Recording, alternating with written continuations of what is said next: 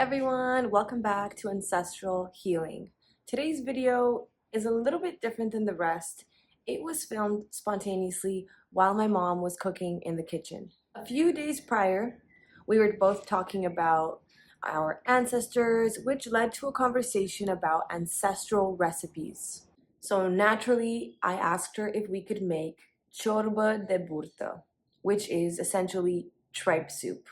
I know it sounds gross and you might be a little bit skeptical, but hang in there with me. I promise you that if you like meat, you will like this soup. It tastes nothing like you think.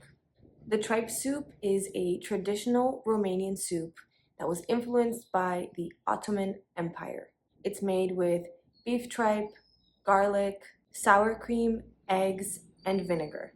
It has an amazing creamy texture and is incredibly nutrient dense. There are many different variations, some with more veggies, some with no veggies. It's totally up to you. But the one ingredient that is essential, besides the tripe, is garlic. You need garlic for this recipe. The most carnivore version of this recipe would still need garlic. So if you're okay with this, keep on watching. The last time I had this soup was in 2017. But for the first time this week, I felt like I could really appreciate the beauty and the history of this soup. The nutrient density. It made me really happy to enjoy this meal with my family and to finally learn how to make it. I always thought it would be such a difficult challenge, and I would watch my grandmas make it and my mom and kind of just look away because it looked way too challenging for me. So I'm going to show you guys a few clips of the process and a little guidance along the way. This is not a full recipe video, but I will post a recipe link below in the description. And if you guys want to see me try to make this soup, drop a comment below. Thank you guys and enjoy this video. So for the must-have ingredients, you need some good quality tripe, beef tripe. And I got mine from a grass-fed, grass-finished source, and I got it already cleaned. Apparently, you can get it not clean, and it's kind of stinky, and it's messy, so try to ask your farmer or your local butcher if you can get it cleaned. And then I also got some organic garlic. You need the garlic for this recipe for a very specific flavor. Next up, you need beef bones or bone marrow. I used bone marrow, doesn't really matter. You'll need eggs and a little bit of sour cream. The sour cream and the eggs are the two ingredients that will make this soup creamy and rich. And last but not least, you can add some vegetables. For this recipe, my mom added some carrots. You could do turnips, you could do celery, or you could just do bones and bone marrow. And we also added vinegar at the end, but this is just for taste preference. If you want kind of like that sourness to it, you add it to your bowl before you're about to eat. Okay, so let's begin. The fun part. I got my bone marrow, just showing it for you guys. A little bit of organic garlic. And here I have peeled the organic garlic. Well, actually, my mom has peeled it. Just peel the garlic, leave it there. I'll show you what to do with it in a second. In the meantime, start boiling your bones or your bone marrow and cleaning out anything that comes to the top. Once your bone broth is hot enough, take about a cup and pour it over the garlic. Maybe a little bit more than a cup, but you want the garlic to essentially marinate in the broth, and you just put that to the side for later. So now you want to cut your tripe into smaller pieces so they fit in your pot. Not too small, about maybe the size of your palm. Add the tripe into the pot along with any veggies that you choose to use. We are using carrots, and my mom added a bit of pepper. Take out the tripe once it's been boiled about halfway. So you're just kind of peeling what? What is that? Not all of them has this. Not all of them has this. Yeah. It's like a skin or something? Yeah. Okay, interesting. So this is after you've boiled it? Halfway. Halfway. Cut the tripe into little strips like this. This is ready to go back into the broth, but first we have to take out the bone marrow and the carrots. This is that garlic still marinating, by the way, and here's the carrots that we've taken out of the broth. You can save these for later, you can eat them.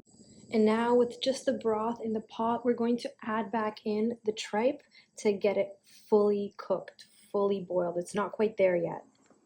So now we have to fully cook the tripe in this beautiful rich broth that we've made from bone marrow. Just keep checking on it. It should be on about a 7. I just want to give you guys a peek of this color. Look at that. Look at all that fat rising to the top. Just marvelous. So you have to add some salt. Maybe this will be a little bit difficult to decipher how much salt if you haven't had this dish before, if you have nothing to compare it to. So maybe it's safer to add a little bit less and you can always add more. So at this point, we're going to transfer the garlic into this little pot. This part shouldn't be as difficult as it looks if you have the right tools. We didn't. You don't want to put all of the garlic in the pot. You kind of want the garlic flavors to just seep through the holes of that other tiny pot. Okay, so we got some eggs and some sour cream. Oh, another egg in there. So what's mama gonna do with this? So we've separated the yolks from the whites and just kept the yolks. Mix it up. So this part you only add to the portion that you are going to be eating, not to your big pot.